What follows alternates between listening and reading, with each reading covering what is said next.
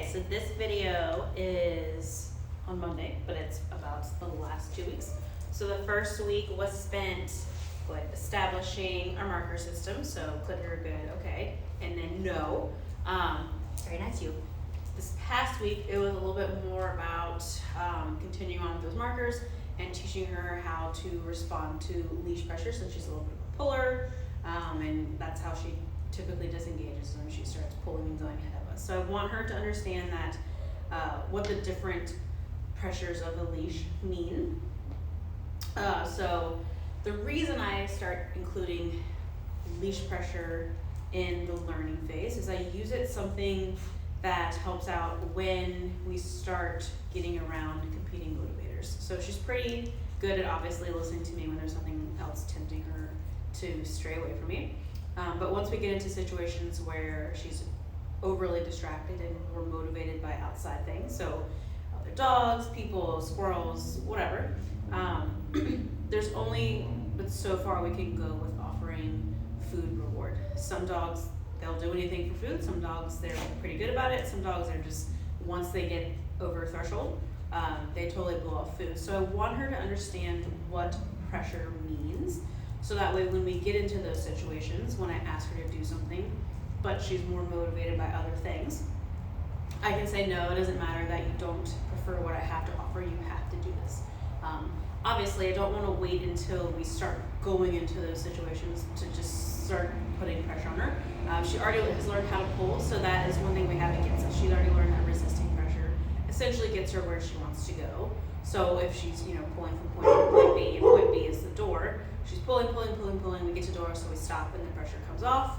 She learns, oh, I just deal with a little bit of discomfort, I get to do what I want to do. So I want to show her that by giving into pressure, she gets a reward from me. So what I'm doing is just applying a little bit of pressure as I give the command, Rosita, and then rewarding her for moving into the pressure instead of continuing to pull. So when I ask her to sit, as soon as I will apply a little bit of pressure at the word sit, and then when she goes into a sit, I release the pressure and reward that. So I'm teaching her it's at a level that she's not really necessarily responding to the leash pressure.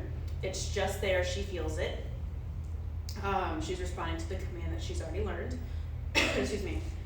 But through repetition of her feeling that pressure when the command is given and it comes off when she does the behavior, she's gonna figure out, oh, like those two things are the same thing. So obviously through lots of repetition in low distraction environments, and I'm just gradually taking her, like right now she's pulling a little bit because there's people walking outside. Rosita, come. Good.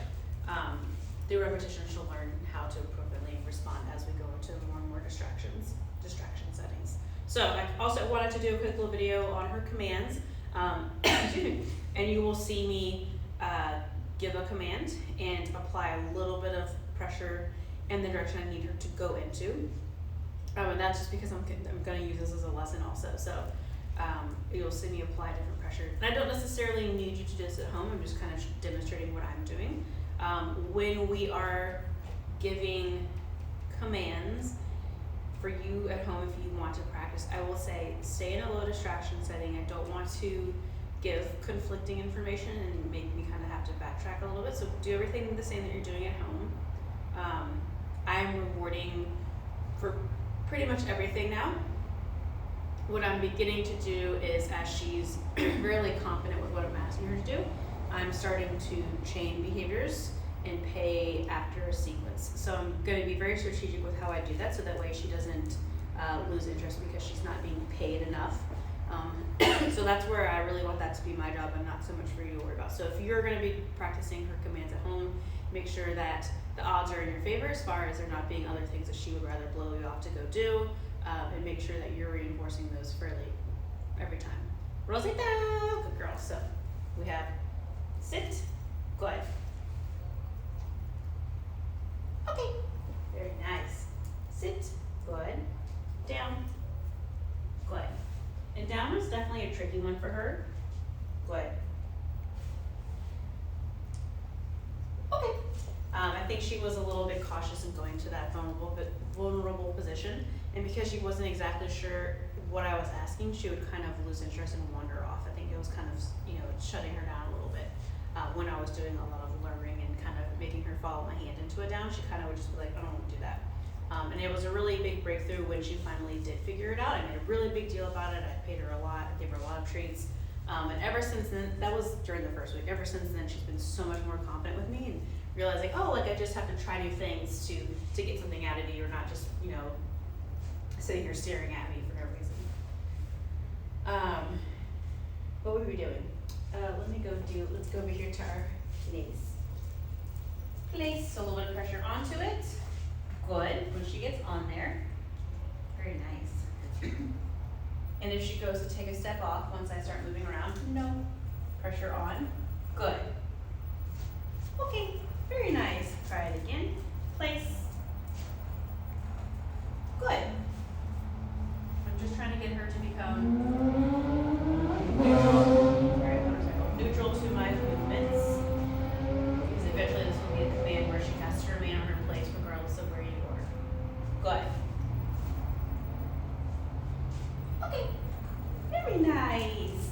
And then leash walking, that is obviously the one I'm really focusing on with leash pressure. I want to make sure that she understands what backwards pressure means for her and that she needs to stop moving forward when she feels it. So,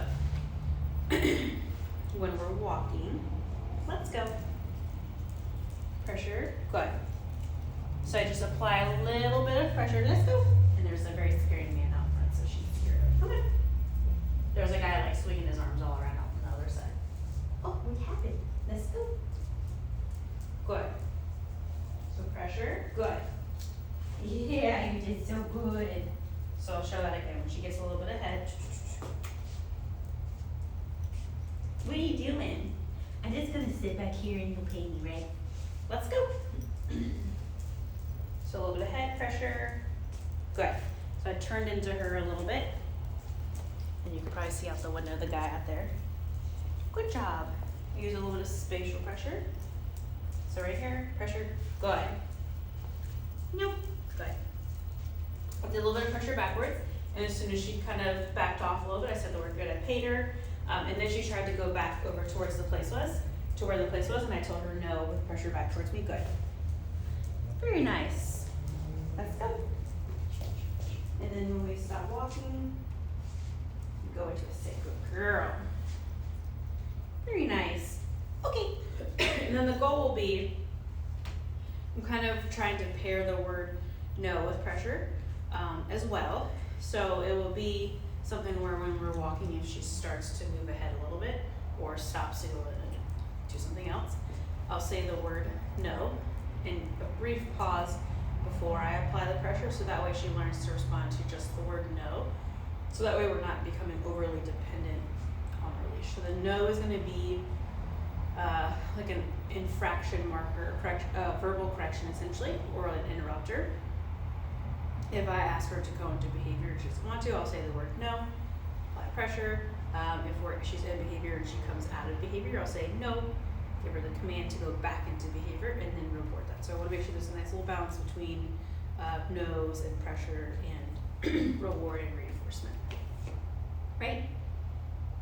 Rosita, come. Great. Very nice. Okay.